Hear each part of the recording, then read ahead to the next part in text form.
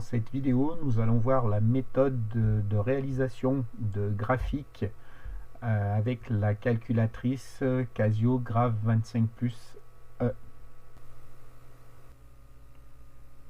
Tout d'abord, il va nous falloir nous placer sur le menu Stat de la calculatrice.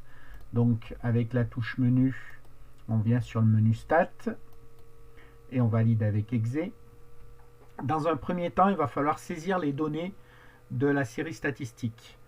Donc, par exemple, ici sur le tableau que nous avons le caractère qui est le nombre de jours d'arrêt et les effectifs ici qui sont le nombre d'élèves. Donc, le caractère va toujours se saisir dans liste 1 et les effectifs, le nombre d'élèves ici, va se saisir dans liste 2.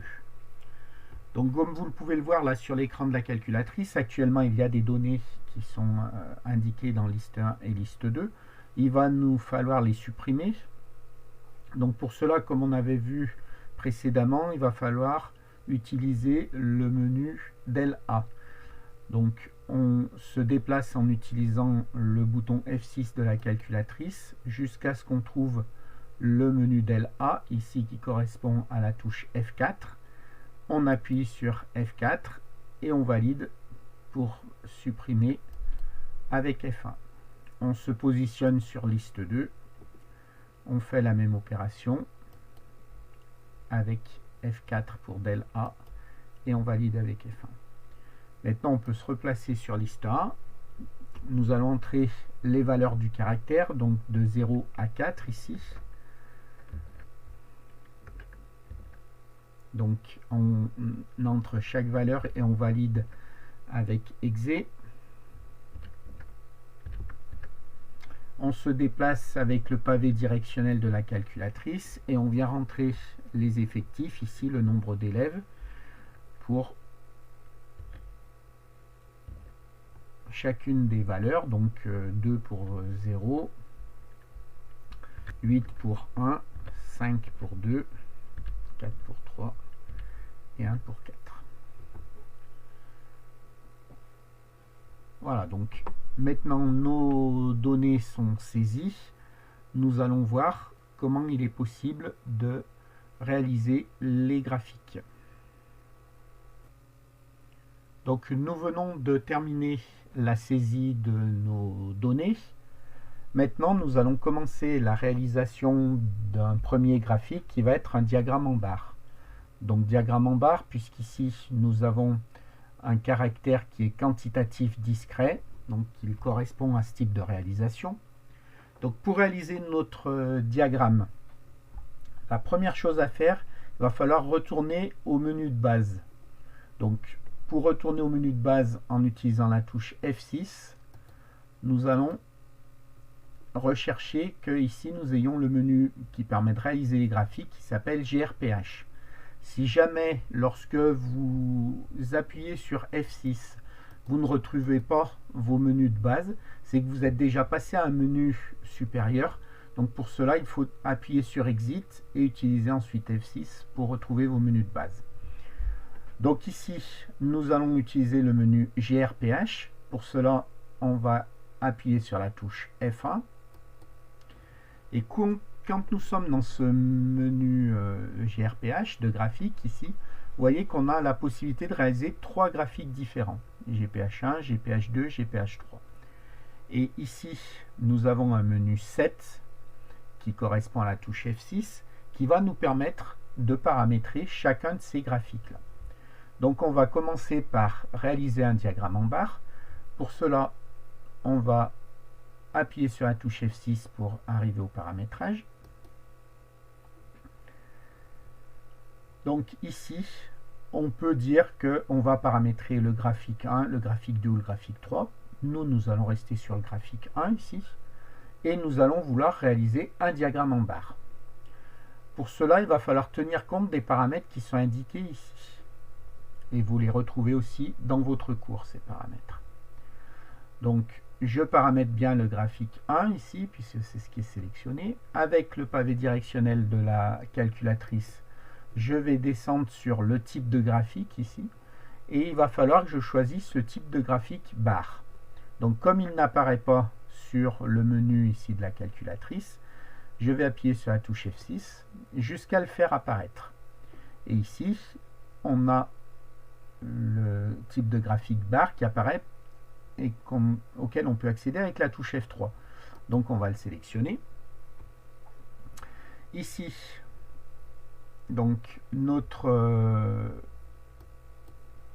a bien choisi notre graphique en barre. Ici, en data 1, il faut faire afficher liste 2. Donc moi, c'était déjà paramétré.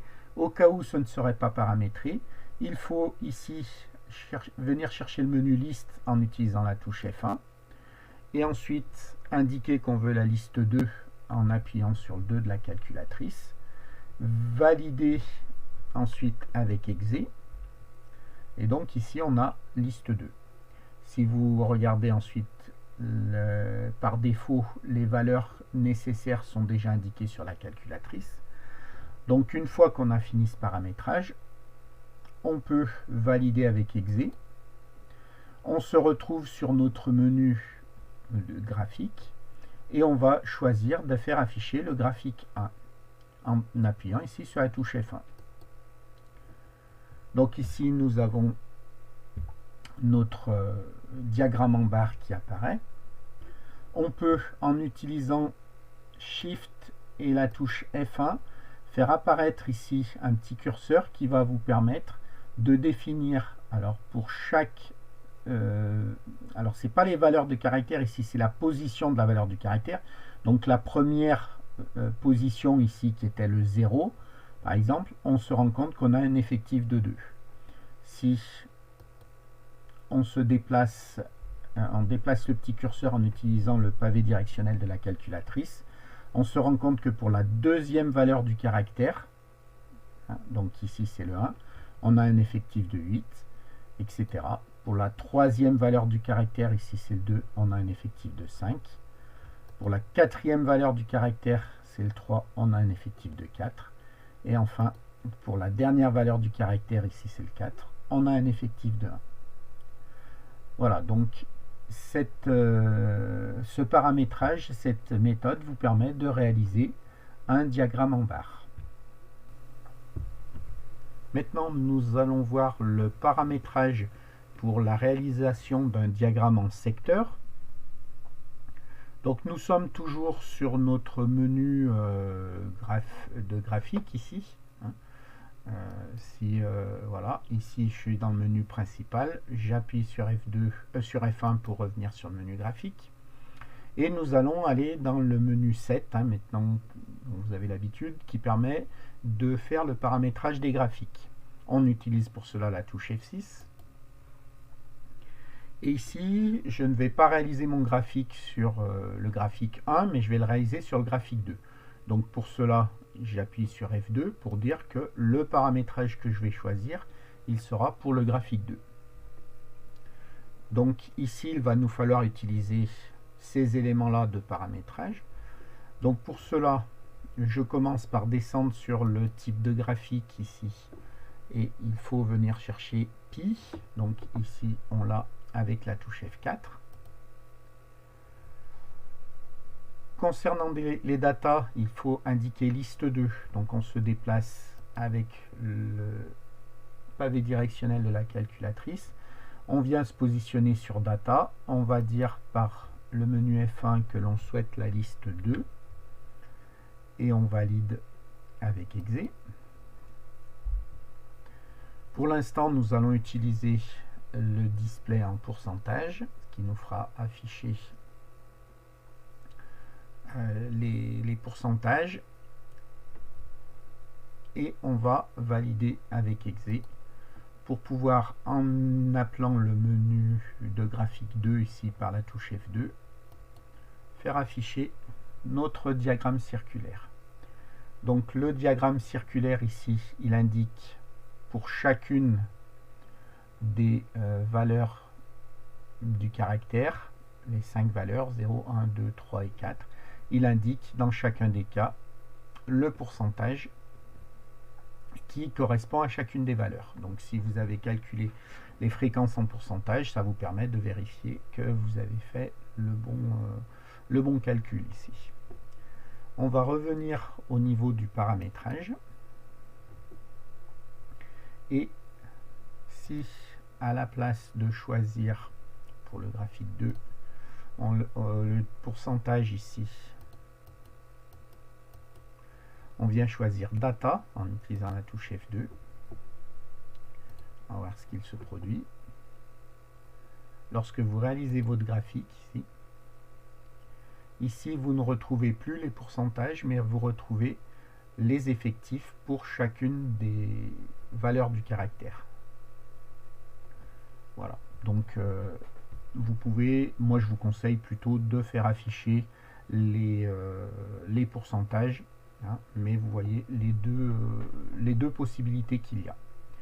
Voilà, donc très simple, en utilisant le paramétrage qui était proposé, de faire afficher un diagramme en secteur. Nous allons maintenant réaliser un histogramme en utilisant la calculatrice.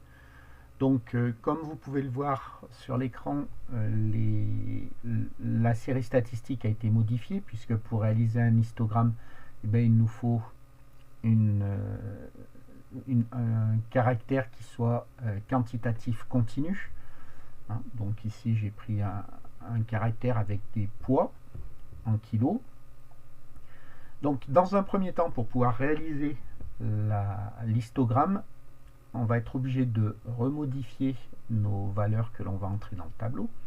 Et ici, on va être obligé de calculer la valeur centrale de la classe pour pouvoir l'indiquer dans le tableau. Alors, pour calculer la valeur centrale de la classe, vous voyez, par exemple, pour la classe 30-35 ici, pour calculer la valeur centrale, on additionne les deux bornes des classes de l'intervalle, hein, ici 30 et 35, donc j'additionne 30 et 35. Je fais bien attention de mettre tout ça entre parenthèses, hein, et je vais diviser cette somme-là par 2. Donc, pour vous montrer sur la calculatrice, on va faire un calcul classique.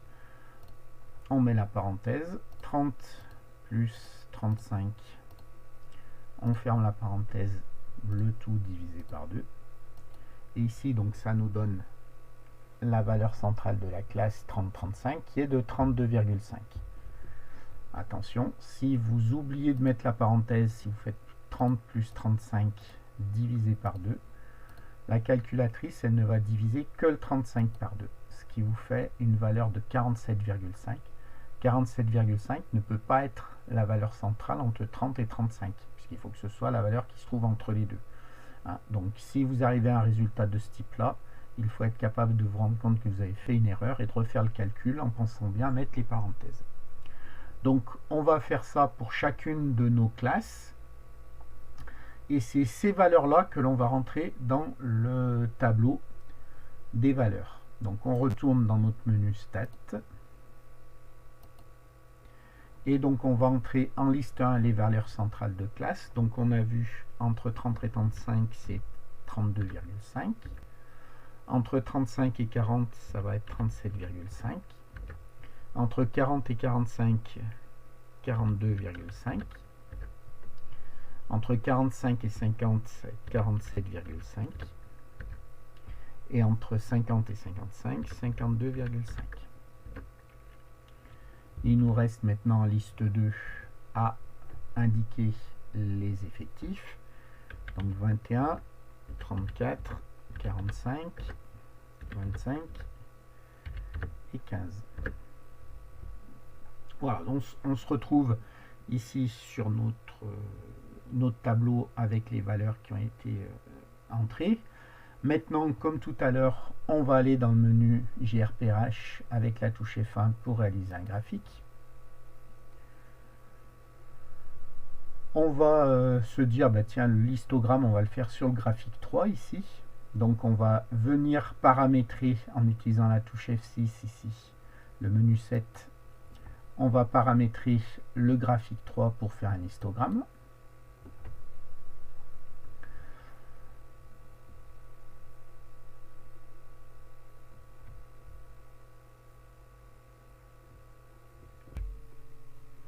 Pour réaliser notre histogramme, nous allons utiliser le paramétrage qui est indiqué ici.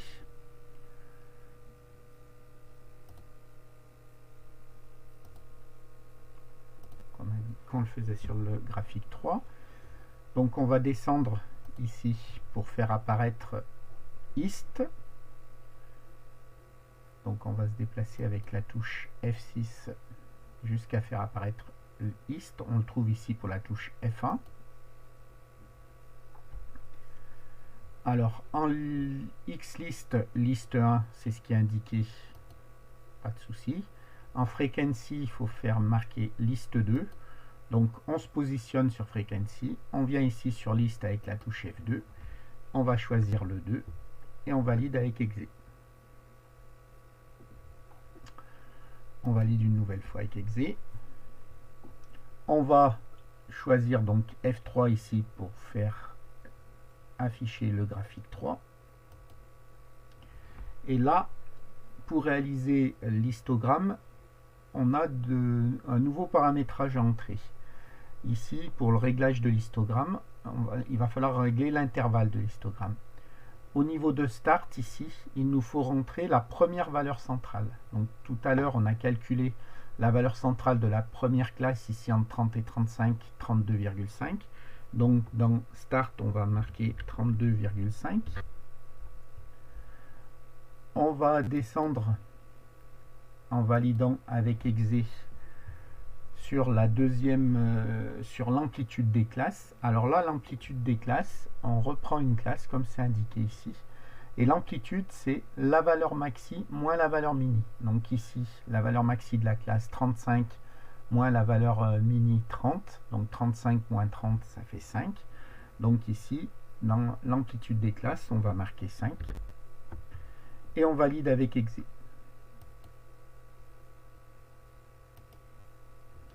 Donc ici, vous avez votre histogramme qui s'est tracé. Comme on a fait tout à l'heure pour le diagramme en barre, on peut avec Shift et F1 faire afficher le petit curseur qui ici va vous indiquer la première valeur centrale pour la première classe, 32,5, et son effectif ici. Et en se déplaçant avec les autres... avec le pavé directionnel de la calculatrice, on peut faire afficher pour chacune des autres classes sa valeur centrale et l'effectif. Voilà, donc nous avons vu les différentes possibilités de réalisation de graphiques en relation avec le cours sur les statistiques, graphique de représentation de données. On verra un peu plus tard dans le cours une autre réalisation de graphique. Donc on a vu la réalisation du diagramme en barre ou en bâton, du diagramme en secteur et de l'histogramme.